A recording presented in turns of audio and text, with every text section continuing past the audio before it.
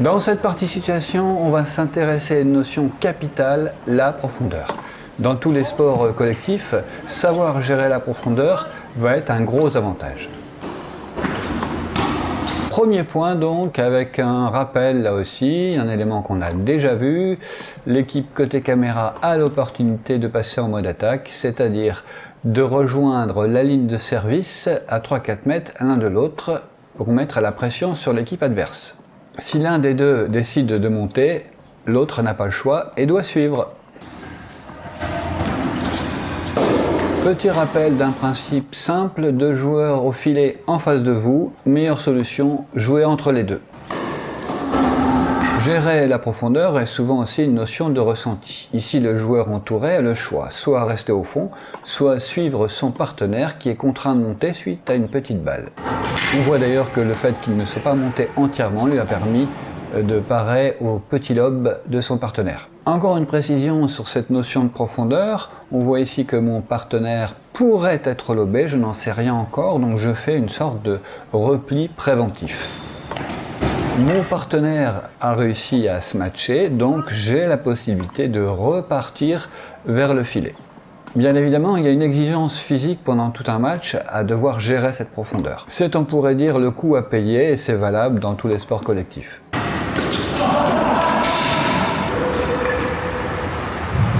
Gestion de la profondeur encore, l'équipe côté caméra est en mode défense, donc le joueur au filet qui s'est fait lober va venir donner un coup de main à son partenaire, redescendre et occuper l'espace laissé libre par son partenaire. Pour ce qui est de la profondeur, on peut tout imaginer, il y a une chose qui reste vraie et c'est un peu comme en simple la même vérité, on évitera de stationner dans la zone de la mort, on fera un choix clair entre aller au filet ou rester au fond.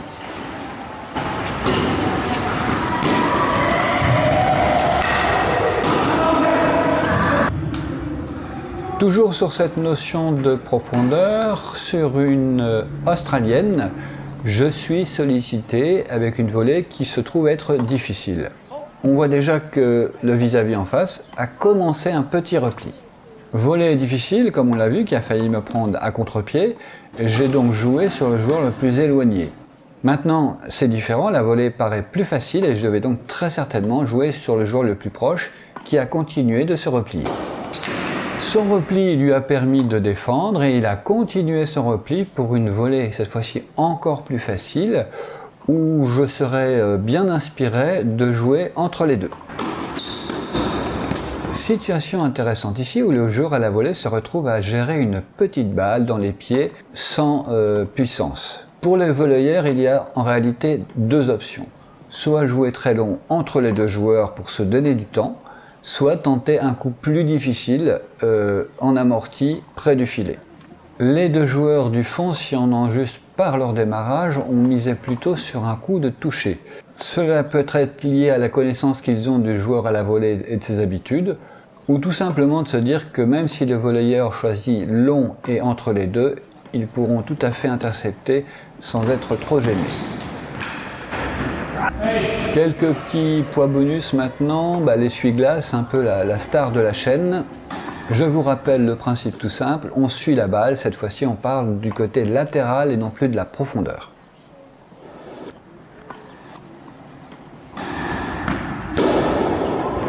Même principe ici, le joueur que je suis à la volée en face va venir couvrir son couloir et le partenaire côté caméra va venir fermer le centre.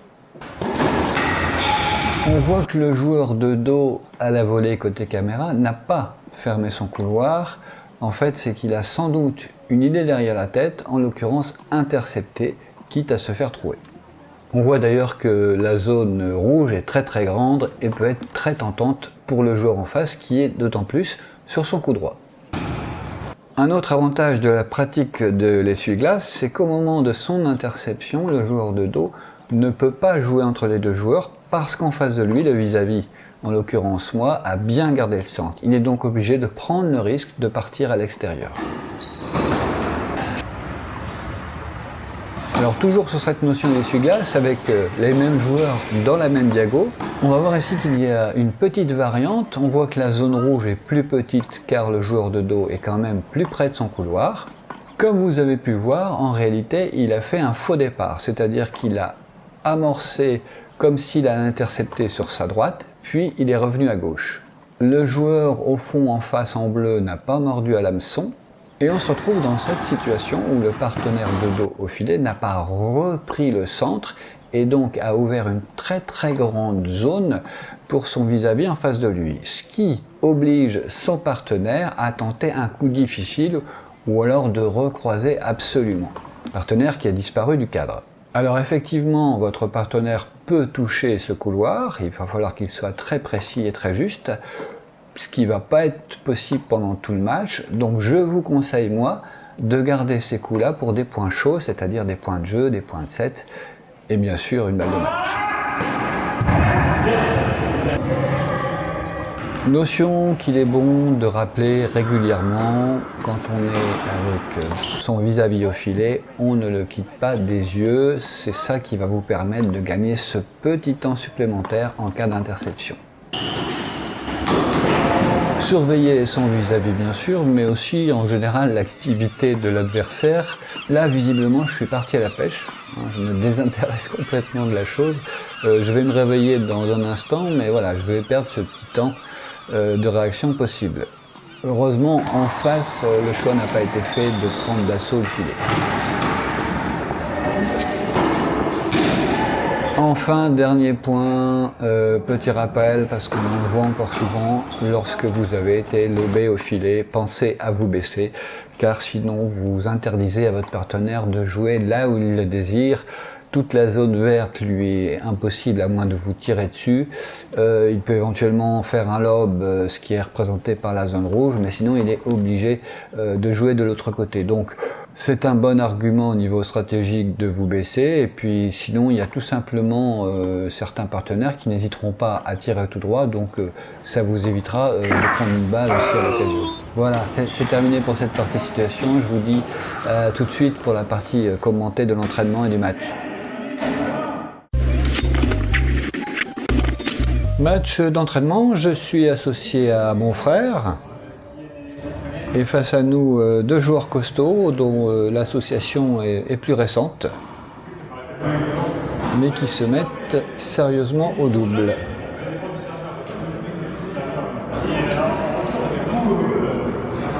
On va servir, Laurent est à droite.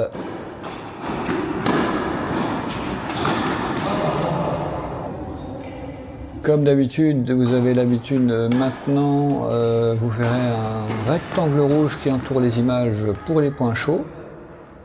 Et je n'ai pas conservé les doubles fautes ou les retours fautes sans aucune raison apparente et qui ne concernent pas un point chaud.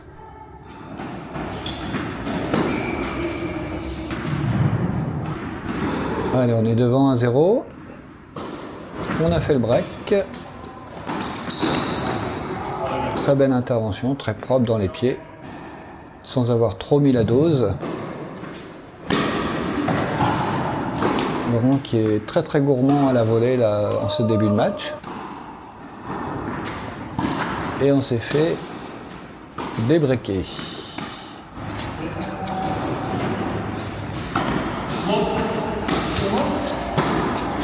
Alors là, en fait, Laurent a parlé pendant que la balle était dans notre camp. Je vous rappelle que comme en simple, ce n'est pas autorisé. Dans ces cas-là, c'est le point de l'adversaire, même s'il y a une plus grande tolérance en double.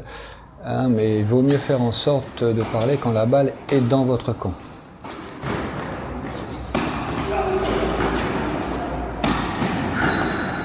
Il manque un peu dans les volets, là. Je pourrais en mettre plus. Un petit coup de pouce du filet.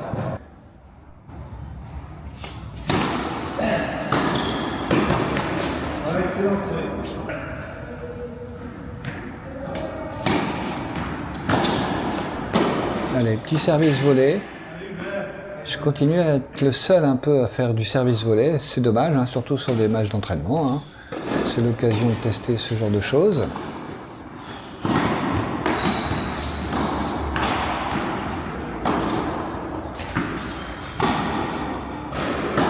Si vous avez regardé la partie situation consacrée pour l'essentiel à la gestion de la profondeur, bah voilà, vous avez l'occasion d'observer, d'essayer de voir à quel moment on doit aller au filet, à quel moment il faut se replier. C'est très intéressant. Ouais, c'est parfait, c'est la zone au milieu entre les deux. L'écart s'étant creusé entre les deux joueurs. Et encore un petit coup de pouce du filet. Allez, une balle pour être menée 3-1, le petit retour lobé qui va bien. Et là, très bien anticipé, hein, ma volée. Elle était trop lisible, ma volée amortie. Ça a été très bien anticipé. Diagonale bien tenue, et je me fais trouer dans le couloir malgré ma présence.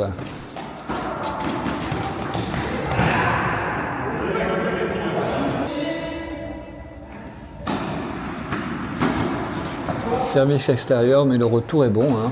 Un bon lob tout droit sur du coup le revers du droitier évidemment. Allez, on part à l'offensive.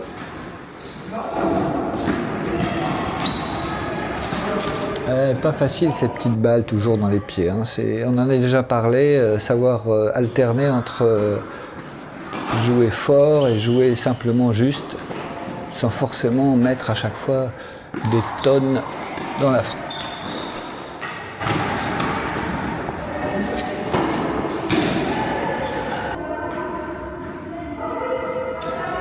Allez, on a une balle pour débreaker à nouveau. Ouais, mon retour est pas bon là. Et maintenant on a une balle pour être mené 5-1. Ouais, la volée elle est bien. Je la sauve comme je peux. Allez, on s'en sort là-dessus. Égalité maintenant. Le petit lob sur le revers du droitier. Et la finition, on n'est pas là, mais c'était la bonne idée. C'était ça qu'il fallait faire.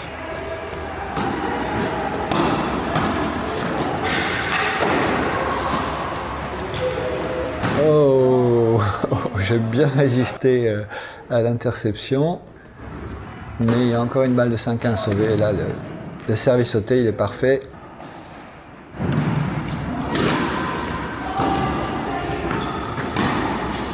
Là, il y a une belle prise d'initiative de Raphaël avec le gilet bordeaux, qui est venu chercher vraiment très loin la balle au milieu. Elle est magnifique cette volée amortie, il surprend. Allez, un petit service volé. Oh oui, là je me suis bien donné là. Allez, si on pouvait réduire le score à 5-2. Ah dommage, elles sont très piégeuses ces balles là, très près de la bande du filet évidemment.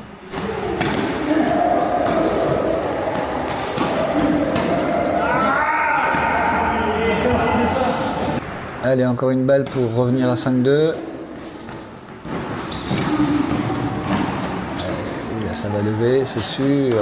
C'était couru, c'est bien vu. En plus, c'est entre les deux et c'est lifté. Donc, c'est vraiment imparable.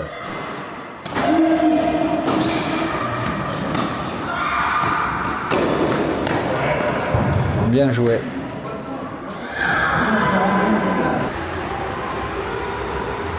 Bon, balle de 7 déjà.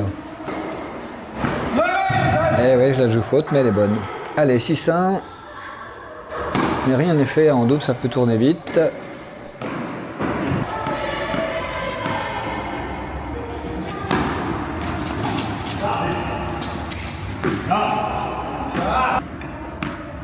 Allez, je suis de nouveau de retour au service. On est mené 1-0 dans ce second set. Ouais, très belle interception. Là, mon frère en fait un signe, mais je ne comprends pas trop ce que ça peut signifier. Et oui, c'est trop gentil mon coup. Et la volée est belle. Là, le retour est bien long. Il me met en difficulté. Là, je trouve une belle zone hein, entre les deux. C'est toujours pareil, c'est toujours payant.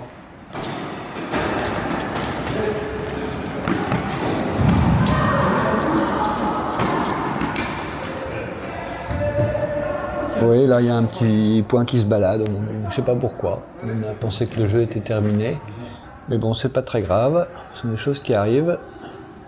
On est mené 2-0. Là aussi, Laurent, très très gourmand, il a raison, même si là c'est pas payé, mais c'est pas moi qui vais décourager ce genre d'initiative. Et là, je me fais tester dans le couloir. Ah ouais, elle est bien touchée celle-là, superbe.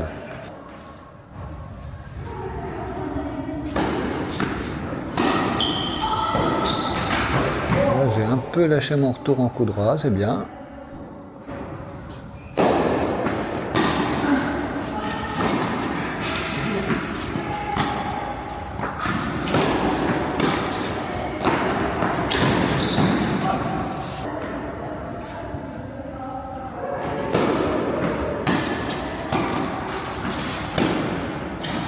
Là, Laurent qui choisit de mettre tout droit. Est-ce que c'est un choix ou est-ce que c'est parce qu'il ne le sentait pas hein, La règle, vous la connaissez, un volet au-dessus du filet qui vous paraît pas difficile. Il faut jouer sur le joueur le plus proche qui a moins de temps pour réagir.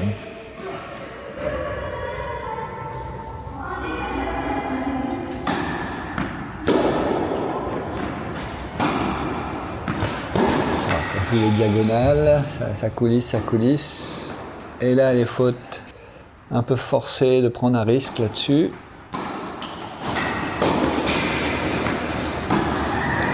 Ah oui, il a un petit faux départ, je ne sais pas si vous avez vu, on l'a vu dans les points de situation de Raphaël. Et moi, je me fais trouer dans le couloir, mais voilà, c'est le genre de coup, on peut penser que statistiquement, ça n'arrivera pas souvent. Donc, il ne faut pas hésiter à conserver son schéma. Allez, en difficulté sur notre service, mais il y a moyen de le mettre. Voilà, ça c'est mon chantier du jour. Hein. J'avais décidé de travailler l'interception de revers. Alors forcément, il y a du léché. Mais bon, les matchs d'entraînement sont faits aussi pour tester ça. Et j'aimerais avoir autant de, de confort ou d'envie d'aller parfois chercher l'interception sur le revers. Là, Laurent, je ne sais pas ce qu'il est venu faire aussi près. Il devait bien sûr un peu prendre du recul pour contrer l'interception.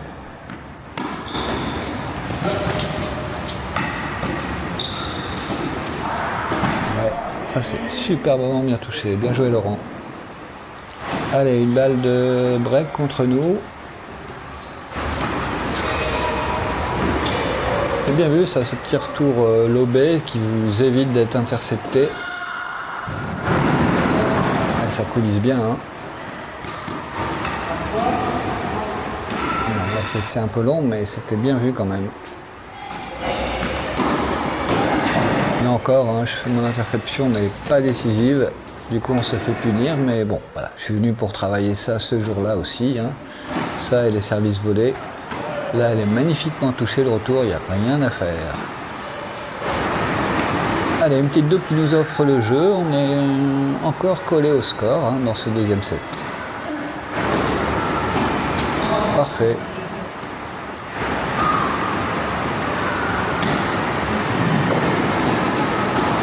C'est la pluie là qu'on entend hein, qui perturbe. Il y a les enfants sur le cours numéro 5 là-bas derrière et puis il y a la pluie qui est apparue.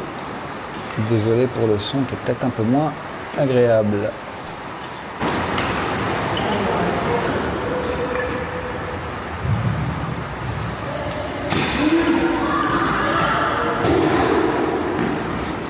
Ouais, le lob il est bon, il est dedans. Hein. Là on aurait pu suivre. Bon. On reste au fond. Ouh là c'est dommage. Hein. Il n'y avait plus qu'à finir, mais bon, elle n'était pas si simple que ça. Alors là encore un service volé. Qui paye.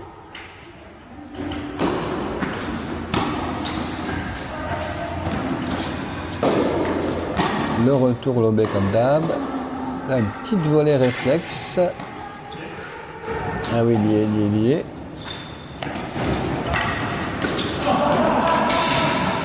C'est dommage. C'était bien construit.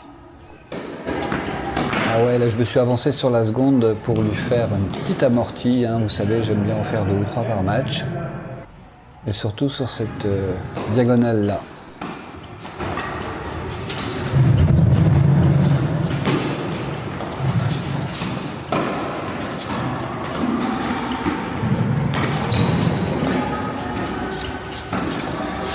Ah oui. C'est encore une histoire de gestion de la profondeur, hein. Vous l'avez vu ici.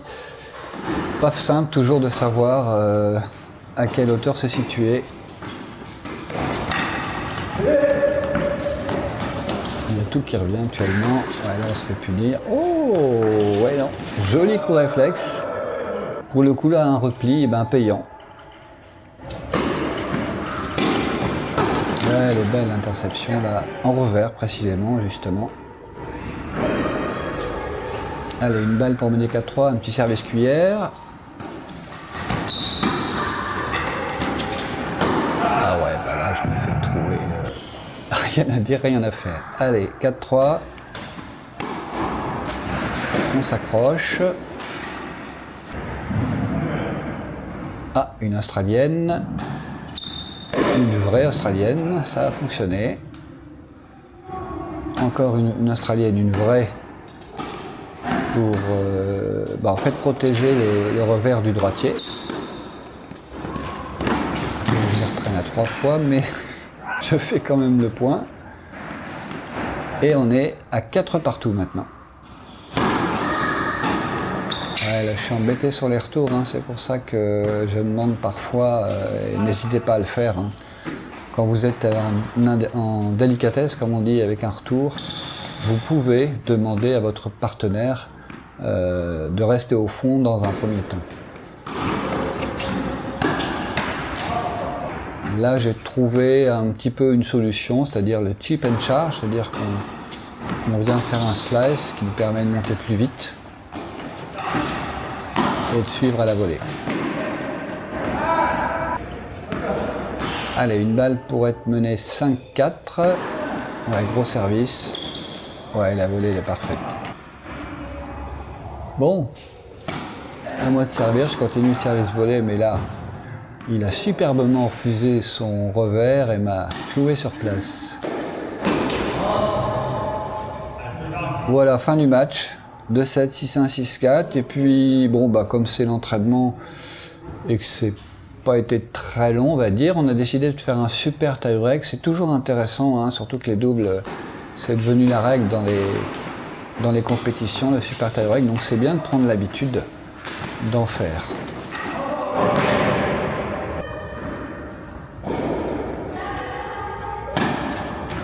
Service sauté.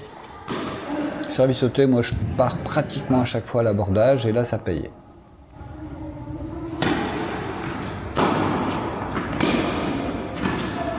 Ah oui, une diago, bien joué ça. Allez, une australienne. Le choix a été fait de jouer entre les deux, mais le lob est peut-être pas assez profond, ce qui me permet de claquer la volée. Allez, on est quand même derrière, mené 4-3.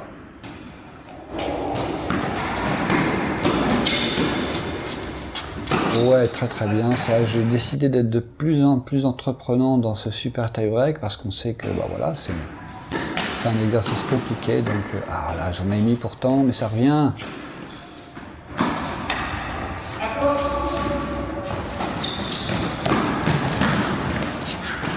Ça anticipe bien, hein. Oh, la balle qui reste dans leur camp. J'étais pourtant très très près du filet. Là, on est reparti sur une vraie australienne. Là, je la remets je sais pas comment. Là, elle touche encore le filet, mais là, cette fois-ci, dans notre camp, et j'arrive à la remettre tout à fait croisée. Ah, j'adore ce genre de point. Allez, on est devant. Petit retour lobé qui va bien pour finir en smash derrière. J'en mets pas assez. Allez là. Parfait. Allez, à 2 points de gagner ce super tie-break. On repart, à mon avis, sur une australienne. Voilà. Et là, c'est bien touché, le retour. Oh, j'abuse. Là, je voulais encore faire une petite balle que j'adore. Il recolle à 8-6. Bon, ça, c'est parfait.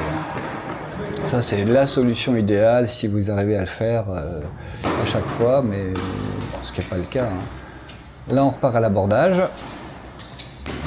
Là encore, la zone, elle est magnifique. Entre les deux, et en hauteur. Du coup, balle de super tie-break pour l'équipe en face. C'est chaud, on repart sur une australienne, mais dans ces cas-là, quand vous servez, il faut très vite regagner la partie qui vous incombe, sinon ça pose des problèmes. Voilà, fin de cet entraînement, très intéressant, très complet. Merci à Raph, Laurent et Thierry pour cet instant. Je vous dis à très bientôt pour un nouveau numéro. N'hésitez pas à laisser commentaires, pouces et à vous abonner.